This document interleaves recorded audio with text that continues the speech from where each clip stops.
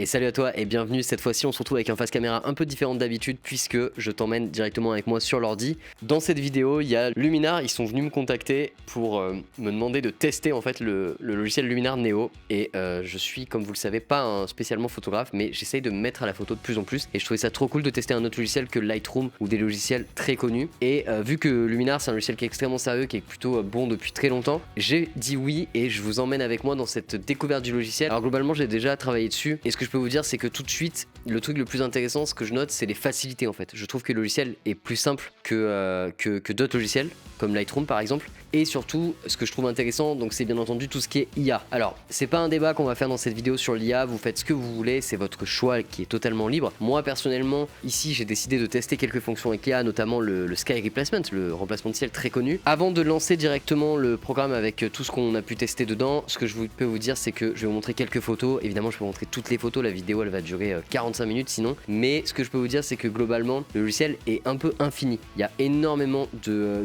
menus, il y a énormément d'extensions. En fait, tu peux toujours continuer à en avoir toujours plus et c'est assez cool. Et donc, vous serez jamais vraiment lassé du logiciel, il y en aura toujours pour vous. Le truc qui m'a le plus impressionné par contre en revanche, c'est sa fluidité et son interface. Je trouve que l'interface est vraiment intéressante, donc ça c'est un gros point pour l'interface et la fluidité. On en reparlera plus tard. Je pense que je vais pas plus blablater que ça. On va directement aller dedans et on va regarder un peu ce que ça donne. C'est parti, on y va. Et c'est parti, donc on y va. Alors, le logiciel ici, il se présente de manière franchement assez simple, assez classique. C'est-à-dire qu'on va retrouver donc le catalogue, un peu comme sur tous les autres logiciels type Lightroom, où là vous voyez en fait on peut rentrer toutes les photos qu'on veut. Donc ici moi j'en ai ajouté deux albums, j'ai ajouté la Finlande et le Japon. Donc le Japon là j'ai 400 photos et la Finlande j'en ai 150. Première chose qu'on peut noter c'est que quand je clique sur une photo, donc ici c'est des photos RAW, donc on a le nom de l'appareil photo, donc le S5 II. Donc c'est toutes les métadatas en fait, toutes les infos. On a l'ISO, la focale, l'ouverture et tout simplement le shutter. Donc ça c'est cool, hein. Basiquement on a toutes les infos directes au premier abord, très bien. Et puis ensuite on peut aller directement donc, soit dans les pré-réglages.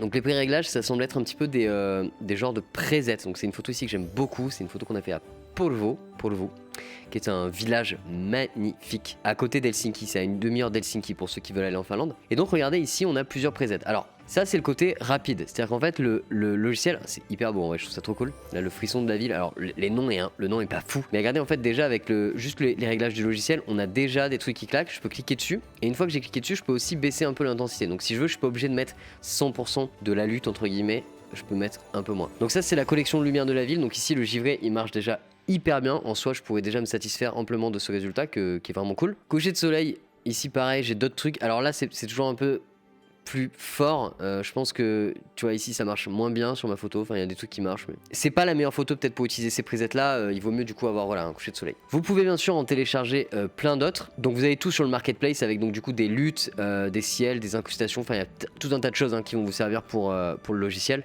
C'est aussi un peu le concept de ce logiciel là, c'est qu'il y a beaucoup de trucs que vous pouvez rajouter en fait en achat. On retrouve aussi les suppléments en extension, donc c'est ce que je vous présente ici. Alors moi je les ai tous là, du coup je vais tous les prendre. Je vais juste laisser l'assemblage panoramique parce que celui-là on va pas s'en servir. On peut retrouver ce menu aussi dans le extra ici en haut à droite. Allez, sinon on va aller sur l'édition directement et on va aller voir ce qu'on a fait. Alors déjà première chose c'est qu'en haut à droite, alors ici on a donc outils et modifications et vous avez toute la liste de tous les modes en fait qu'on va retrouver, donc ça c'est cool. Et aussi deuxième chose, à gauche on a des calques, donc les calques si on clique dessus, donc tout de suite ça pour le faire histoire que ce soit fait, ça nous permet en fait de rajouter des effets type light leaks et tout ça. Alors tout n'est pas très intéressant, ça dépend de vos photos, mais du coup ça vous permet de faire des effets, vous voyez, un peu plus photoshopés. Alors ici je vais pas le faire, c'est pas la peine pour ces photos là. Ensuite on va aller dans modification directement ici et on voit tout ce qu'il y a, donc ça c'est ce que j'avais fait passer du coup avec les outils d'avant. Donc vous voyez sur le mood que j'ai mis en pré-réglage, je peux retrouver les réglages ici finalement. Donc en fait c'est les réglages qui sont donnés dessus. Donc ici ce que je vais faire c'est que je vais tous les virer. En l'occurrence, on va retrouver quelques outils. Alors premier outil, donc on a la propriété couche, donc ça c'est un outil qui permet en fait par exemple de supprimer l'arrière-plan. Donc là je le laisse, vous voyez il y a écrit notre IA se prépare, je vais le laisser réfléchir. Alors d'ailleurs c'est vachement cool sur le logiciel, ils ont trouvé un truc pour occuper les gens. On peut bouger avec le curseur et il y a pas mal d'animations géo là, c'est plutôt rigolo. Voilà, et regardez, vous avez vu là du coup il vient en fait de détourer tout seul le sujet. Donc ça c'est hyper sympa, ça c'est hyper cool. Déjà c'est une première utilisation qui est pas mal du tout. Donc on peut du coup s'occuper de l'arrière-plan. Et puis après je peux sélectionner, donc par exemple là ici je peux prendre le ciel, hop vous voyez il marque le ciel. Là j'ai humain, bon bah humain de toute façon il avait déjà, il l'a considéré comme objet principal, voilà évidemment. Ensuite on a la flore, donc là c'est ce qu'il note comme étant la forêt, tout ça. Donc là c'est pas mal du tout aussi, hein. C'est une photo qui est quand même assez complexe, il y a beaucoup de forêt dedans donc ça marche bien. Et le sol, en fait il arrive à identifier un peu tout ça. Donc ici j'ai cliqué sur supprimer et vous voyez donc du coup on a la suppression de l'arrière-plan qui a été effectuée et donc je me retrouve bien avec mon personnage détoué. Donc ça c'est très cool. Je peux aussi utiliser le pinceau perfectionnement qui me permet de perfectionner un petit peu la taille de mon détourage, tout ce que je veux, ne veux pas, de mon masque en fait. Alors là voilà, c'était quelque chose qui était du coup lié à donc la propriété de couche, donc qui permet de faire du détourage. On va passer tout de suite quand même à la partie un peu plus développement. Donc on a déjà tous les outils de base avec le développement, effacer, structure, tout ça. Donc ça c'est ce qu'on retrouve dans à peu près tous les logiciels. On a les courbes, la réduction de bruit, la netteté, les couleurs, tout ce qu'il faut en fait, tout ce qui est très classique dans la retouche de photo. Donc ici par exemple on a l'exposition pour exposer ou sous-exposer la photo. On a ce qu'ils appellent donc le contraste intelligent. Le contraste intelligent qui est pour moi du contraste tout simplement. Donc c'est-à-dire qu'en fait ça va juste contraster, c'est un outil qui existe partout. Et puis les hautes et les basses lumières. Donc ça c'est très efficace. Pareil pour la couleur. On a l'outil qui permet d'effacer. Donc là encore on va pouvoir effacer des objets en cliquant et en les sélectionnant. Ensuite on a l'outil structure. Alors structure, j'ai eu un peu de mal à comprendre à quoi ça correspondait. Quand on dit que dans les infos ça permet d'ajuster les détails et la clarté de l'image. Donc c'est la structure de l'image. Donc du coup, effectivement, j'ai l'impression que c'est donc un côté un peu plus smooth, un peu plus mou, et l'autre côté beaucoup plus net. Mais c'est pas non plus hyper fort, donc je trouve ça assez cool.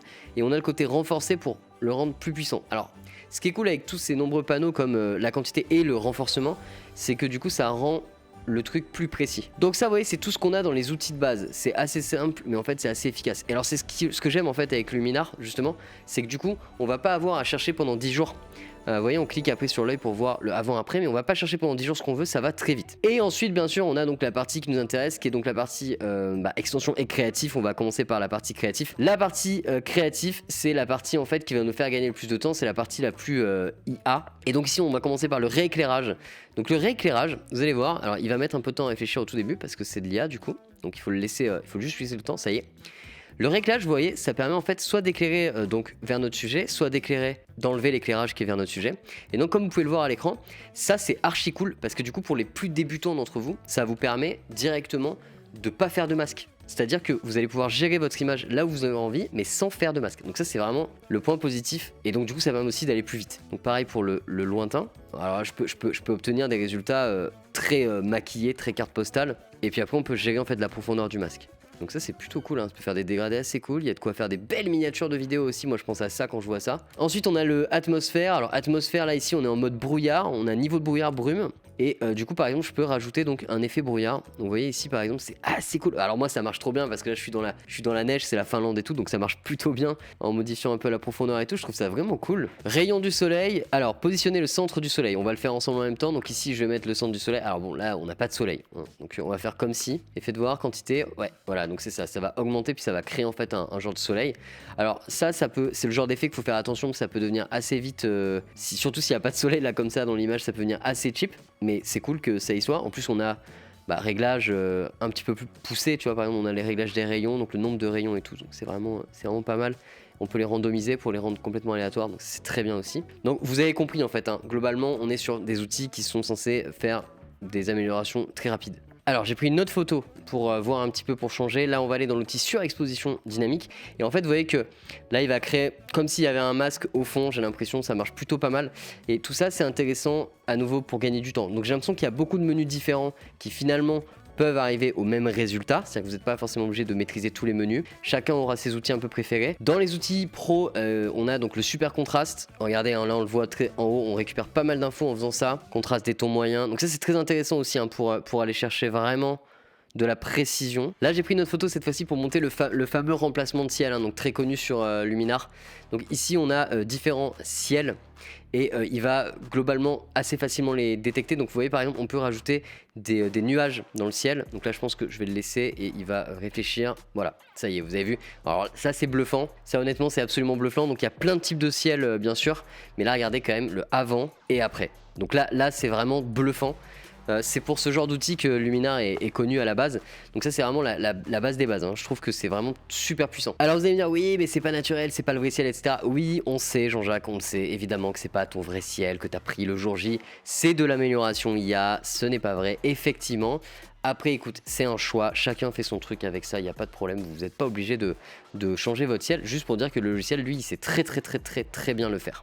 Je vais refaire un autre test là sur le ciel juste pour voir. Je vais mettre celui-ci, je sais pas si ça va bien marcher. Ouais, ça marche à mort. C'est assez exceptionnel. C'est vraiment ouf. Ah oui, les nuages changent complètement. À nouveau, on peut prendre plein de ciel. Hein. Alors, regardez, je suis en train de mettre de la galaxie au fond. Alors là, ça marche plus évidemment, c'est moins joli, mais en soi, le logiciel sait le faire. Et dessous, on a bien sûr donc, toutes les options, hein, donc l'orientation du ciel, le masque, etc., le rééclairage de la scène, enfin, il y a toutes les options, quoi. Vous voyez là, ici, je l'ai bougé, hop. Et vous voyez, on peut tout à fait bouger le ciel comme on a envie. C'est super cool. Voilà, j'ai pris une photo de paysage là pour voir comment je pouvais l'améliorer un petit peu aussi. Donc ici, vous voyez, on a aussi l'outil amélioration. Donc là, on a l'accent, donc qui permet tout simplement moi je trouve de tout améliorer, hein, de recontraster, de resaturer un peu. Et surtout, on a l'embellisseur de ciel. Donc là, vous voyez, en fait, ça va venir travailler le ciel. Donc ça va le rendre souvent plus chiant. C'est forcément plus joli. Donc ça, c'est pareil, c'est hyper simple pour les débutants. Et là, on va carrément mettre un ciel direct, on va faire un sky replacement, ce sera le plus simple. Ouais, regardez ça, c'est ouf, la photo, elle a plus rien à voir. Alors, je suis pas forcément fan de tous les résultats, il y a des résultats qui sont moins intéressants, mais globalement, c'est quand même vraiment énervé. On dirait presque une peinture, je trouve, cette photo-là. C'est assez ouf, quoi. Alors, on va essayer l'éclairage magique et je terminerai sur ça, parce que vous voyez, il y a des milliards de trucs. Donc ici, on a le soleil, donc éclairage magique, je vais dessiner par là. Et puis du coup, quand je vais monter l'intensité, regardez, en fait, ça va augmenter le côté soleil là-haut là. Je peux augmenter sa taille. Ah, c'est vraiment très puissant. En fait, moi, ça me fait penser un peu à un glow, ça. Largeur des rayons. Bon, il y avait déjà des rayons dedans là, donc du coup forcément. Ok, on va repasser en face caméra. J'aime beaucoup cette photo, ça me fait marrer. On dirait vraiment un tableau, même si elle est très piquée là. Elle a peut-être un peu de grain. C'est pas grave, on pourrait le corriger aussi avec un peu de douceur et avec un peu de denoiser. Très facile à faire du coup.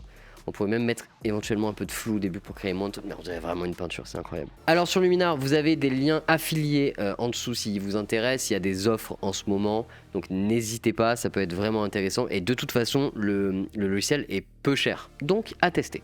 Voilà les amis, j'espère que cette vidéo elle vous a plu. Je sais que c'est de la démo de surface, qu'on peut pas en fait passer des heures et des heures à travailler sur le logiciel, sinon la vidéo va durer 2 heures.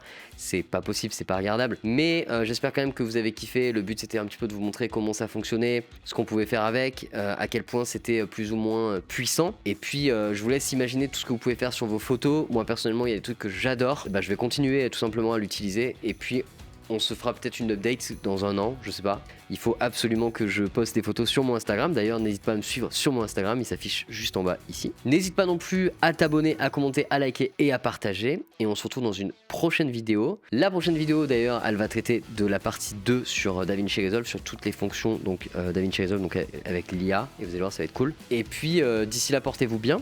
Ciao. Bam.